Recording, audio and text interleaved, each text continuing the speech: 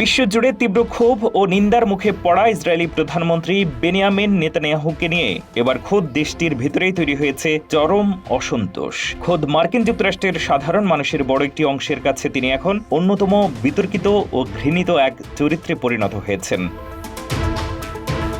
সম্প্রতি ইসরায়েলি সেনাবাহিনীর অবসরপ্রাপ্ত মেজর জেনারেল আইজ্যাক ব্রিক এক সাক্ষাৎকারে নেতানিয়াহুকে একগুঁয়ে নীতি নিয়ে এমন বিস্ফোরক মন্তব্য করেছেন। ইরানের বার্তা সংস্থা তাসনিম নিউজ এজেন্সির এক রিপোর্টে এই সাবেক সেনা কর্মকর্তার বক্তব্য তুলে ধরা হয়েছে। আইজ্যাক ব্রিক দাবি করেন, বিশ্ববাসীর কাছে এখন এই বার্তা খুব স্পষ্ট যে ইসরায়েল মানেই নেতানিয়াহু, আর নেতানিয়াহু মানেই ইসরায়েল।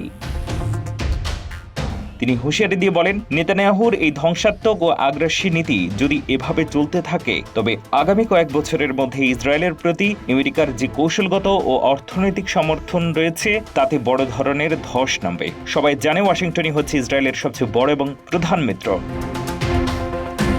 কিন্তু নেতানিয়াহুর ব্যক্তিগত নেতিবাচক ইমেজের কারণে সেই দীর্ঘদিনের ঐতিহাসিক সম্পর্কে এখন বড় ফাটল ধরার আশঙ্কা তৈরি হয়েছে। এই পরিস্থিতি থেকে উত্তরণ ও মার্কিন যুক্তরাষ্ট্রের সাথে সম্পর্ক জোড়া লাগানোর একটাই পথ খোলা আছে বলে মনে করেন জেনারেল ব্রিক, আর তা হল ইসরায়েলের অভ্যন্তরীণ রাজনীতিতে বড় পরিবর্তন এনে বর্তমান নেতানিয়াহুর নেতৃত্বকে দ্রুত সরিয়ে নতুন কাউকে ক্ষমতার শীর্ষে বসানো।